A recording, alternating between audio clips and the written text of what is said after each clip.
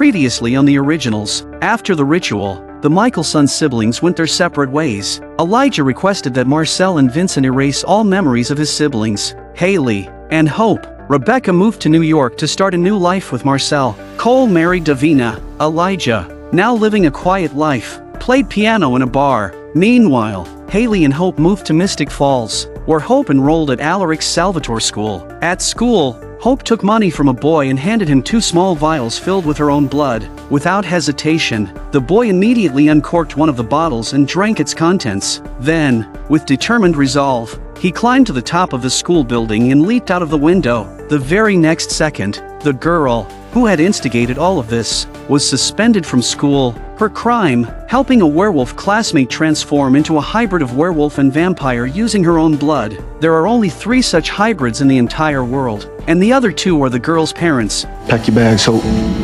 You're going home. That's right, she is the sole bloodline of the Michelson family. Hope Michelson, Hayley, exasperated, brought her daughter home in a fit of anger. Hope continued to argue about personal freedom, insisting that she had done nothing wrong by making some money off her own blood. Hayley blamed her for not understanding the chaos she had unleashed by turning a teenage boy into a hybrid, and as a mother, she was now left to clean up her daughter's mess. Hope showed no remorse for her actions, but she would soon realize that her mother was not wrong. As Hope's sole guardian, Hayley personally visited Henry's family to apologize, but Lysina couldn't forgive what Hope had done. Henry, now a hybrid, would be rejected by both vampires and werewolves. Hayley continued to apologize humbly, promising to do everything she could to minimize the damage, but the heightened hormones from becoming a vampire had already taken over Henry's teenage mind. A simple shoulder bump led to a newly off-duty waitress being attacked. While still dealing with her rebellious daughter, Hayley accidentally discovered a plane ticket in Hope's room. Hope lied, saying she was just going to meet someone she knew online. You wanted to see your dad. Hope admitted that she wanted to find her father. For 5 long years, she hadn't received a single word from him, not even a video call. She missed Klaus terribly. All she knew was that her father was out there, killing across Europe. Hayley's heart softened, but the shouting outside the door drew the attention of both mother and daughter. Henry killed the waitress, shattering the 7 years of peace that had held in New Orleans. A large group, led by the vampires, arrived to demand the culprit, but Lysina refused to hand him over. Josh struggled to mediate between the 2 sides. Meanwhile, Henry paced nervously around the room, repeatedly trying to justify his actions. Hope, unable to listen any longer, told him to calm down. Miraculously, Henry immediately relaxed. Hope explained that because he drank her blood, he was now loyal to her. Greta is still pressuring Hayley. Hayley argued that Henry was just a kid, still unable to fully control his emotional fluctuations after the transformation. She promised to teach Henry how to control himself as soon as possible. However, the balance of power and peace among the 3 factions must not be disrupted. With Hayley's efforts to soothe tensions, the crisis was temporarily averted.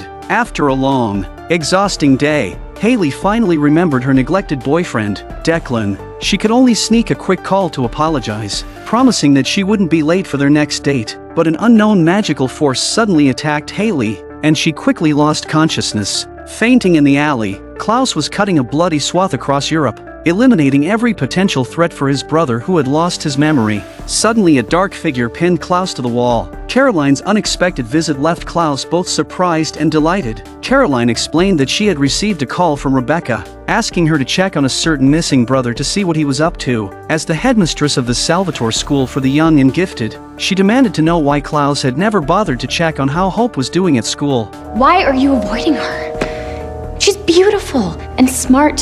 So smart, maybe too smart for her own good. Like her father. There was a tacit understanding between them that made their hearts beat faster. Caroline remarked that for the past 5 years, everyone thought Klaus had lost his mind, but to her, he seemed somewhat sane at the moment. She asked him why he was recklessly killing so many people. Klaus replied that he had nothing better to do, and maybe he really was crazy, but Caroline saw through his facade immediately. She knew Klaus wasn't just some mindless killer. You have a list, don't you?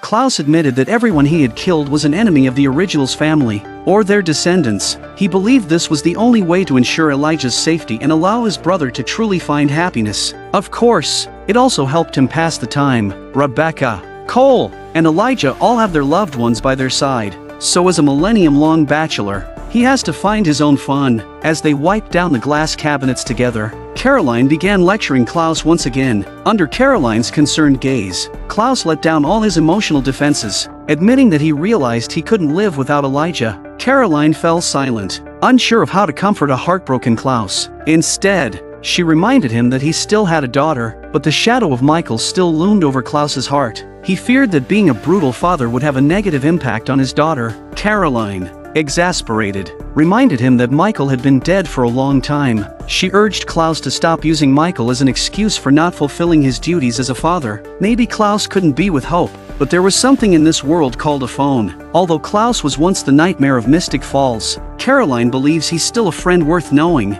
Caroline turned and walked away. In the vast city hall, Rebecca hypnotized a newsboy into delivering a response. Marcel flipped the envelope over, and Rebecca's decision to reject his proposal left him utterly heartbroken. Following Klaus's example, Rebecca sought out Elijah, speaking to him as a stranger and confiding her troubles. Elijah, completely puzzled, still listened kindly to Rebecca's heartfelt words. Once again, the drinks at the bar turned blood red, signaling to Rebecca that she had to leave. Hope was home alone doing her homework when Aunt Freya came by, asking about Hayley's whereabouts. Hope said she didn't know, but just then, the water in the nearby fountain inexplicably turned into blood. Marcel sat alone in the city hall, deep in thought. After a long pause, he took out his phone and texted Josh, saying he was heading back to New Orleans immediately, then got up and left. Freya found Hayley's phone on the street, and they finally realized Hayley was in danger. Klaus's call came through, and Hope answered.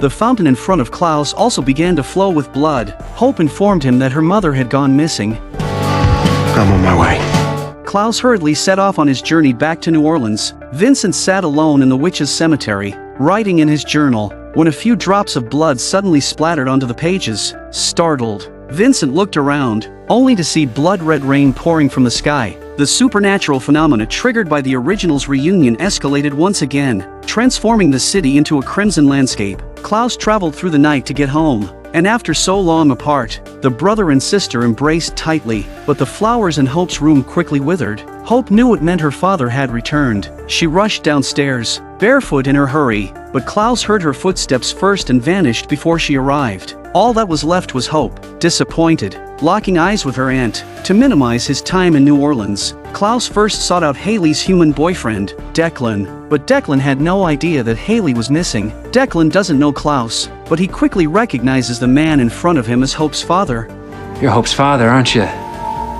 You look like her, around the eyes. Klaus was pleased but didn't waste time before starting to threaten Declan. Declan, however, pointed out that he had been the one who stayed by Hope and Hayley's side all this time. He was the one who taught Hope how to drive. Declan's words infuriated Klaus, who grabbed him and prepared to end his life. But a powerful magical force blasted Klaus away. Father and daughter finally came face to face. Klaus compelled Declan to leave immediately, not even daring to look his daughter in the eye. Hope said that her mother was missing and that she was very scared, but Klaus only said they were too close. And, as if fleeing for his life, he left his daughter's side. Neither of them noticed the snake quietly slithering out from the pile of vegetables on the counter. Back in New Orleans, Marcel began taking over the city's management. Representing the vampire faction, he visited the werewolf territory, explaining that Hayley, who had promised to resolve the conflict, was missing. Marcel urged Lysina to hand over Henry, but Lysina refused to back down. Marcel warned that he could use fire to smoke Henry out. The tension between the factions escalated once more.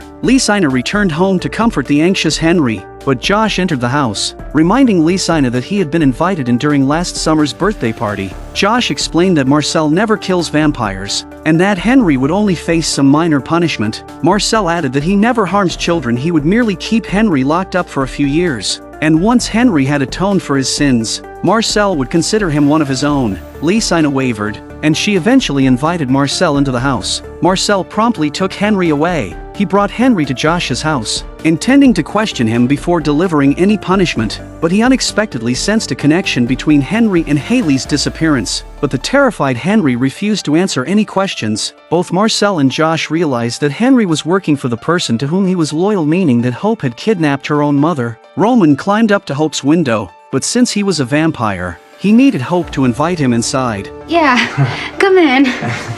Without hesitation, Hope granted Roman entry, Because he was her secret crush at school, they nearly bumped into each other, and the atmosphere was instantly ambiguous. Roman's only purpose on this trip was to flirt, but Hope was genuinely happy to see him. Hope explained to Roman that Henry hadn't committed suicide, he had simply become a hybrid with her help. She then revealed her true identity to Roman. Her mother was the leader of the Crescent Wolf Pack, and her father was the fearsome hybrid of the Originals. They continued to talk, sitting close together on the couch. Roman suddenly moved closer, sitting right next to Hope, even reaching out to gently stroke her hair. Hope felt a little nervous, but then her father's voice suddenly rang out, and Hope told Roman to leave quickly. Roman hurriedly made his escape. Klaus, seething with anger, appeared before his daughter. Please tell me it isn't true. Vincent passed his hand over the cards on the table, muttering an incantation, and the cards burst into flames. After the flames slowly died down, Vincent picked up the undamaged cards from the ashes. Vincent was divining the future of the city. The Sun card represented abundance and health. The Temperance card symbolized peace. The Chariot card stood for victory and success. Seeing this positive omen, Vincent and Ivy both breathed a sigh of relief. But the three cards suddenly ignited again, and Ivy hurriedly sifted through the ashes. The Hanged Man signified a dreadful sacrifice. The Devil represented bondage and enslavement. The final card left them deeply troubled. The Tower heralded disaster, a sign of famine, flood, and fire. Ivy drew a grim conclusion from the cards. Hope Michelson will be our downfall. Hope kidnapped her own mother, believing that this would bring her father back home. She then used a spell to lock her mother in a coffin and hid it away. Klaus was furious, but his daughter refused to reveal where her mother was. Klaus warned that Hope was putting herself in danger. Flowers withered instantly, venomous snakes coiled, and the entire city's safety was at risk. But Hope said she didn't care. Little girl I knew would never have dreamed up a scheme like this. Klaus's words only enraged Hope. Hope said she had read her father's memoir, where he once used his family as bargaining chips by placing them in coffins. Klaus reprimanded her for picking up bad habits. Then, without hesitation, he invaded his daughter's mind. He quickly discovered that Hope had hidden Hayley in a church. Having achieved his goal, Klaus didn't linger, saying he'd convince Hayley to ease up on the rules before preparing to leave. But Hope, not one to be outdone, shut the door, trapping her father inside. Klaus stormed downstairs, furious. Hope kept demanding to know why he hadn't written or called for 5 years. Klaus said he realized he was having a negative influence on Hope and that distancing himself was for her own good. But Hope wasn't buying his worn-out excuses. As they argued, the venomous snakes appeared out of nowhere again. Klaus, who had faced countless foes, was at a loss dealing with his rebellious daughter, further solidifying his belief that fathers only bring harm to their children. But Hope misunderstood his words. Thinking her father saw her as a bad kid, she angrily declared that she might have been happier without a father. She then opened the door, allowing Klaus to leave. Klaus wanted to explain, but when he saw the snakes all around him, he realized he couldn't stay any longer. He hurriedly left. Meanwhile, Marcel was following the ritual of burying Henry alive, bricking him into a wall as punishment for killing an innocent vampire. But Henry was so anxious that he struggled to breathe. Hope can only come over to comfort Henry and teach him to close his eyes and sing if he gets nervous, promising that she will always wait for him to come out. Klaus and Freya arrived at the church, but they were greeted by a blood-stained coffin. The coffin was empty, and Hayley had vanished as well. The ground was covered in wolf fur and claw marks, indicating she had endured inhumane treatment. This filled the siblings with worry. Klaus informed Hope that Hayley was missing, trying to get any clue from her, but Hope insisted that she had used a perfect concealment spell, and her mother shouldn't have been found. Realizing that she had put her mother in danger, Hope was terrified. Klaus tried to calm her down, taking all the blame upon himself, but suddenly, Hope started coughing violently. Klaus realized something was wrong. A venomous snake suddenly crawled out of Hope's throat and dropped to the ground. She finally felt a sense of danger and tearfully begged her father to leave immediately. I'll find your mother, and I swear I'll return her to you. Klaus made a promise, then quickly disappeared from his daughter's side.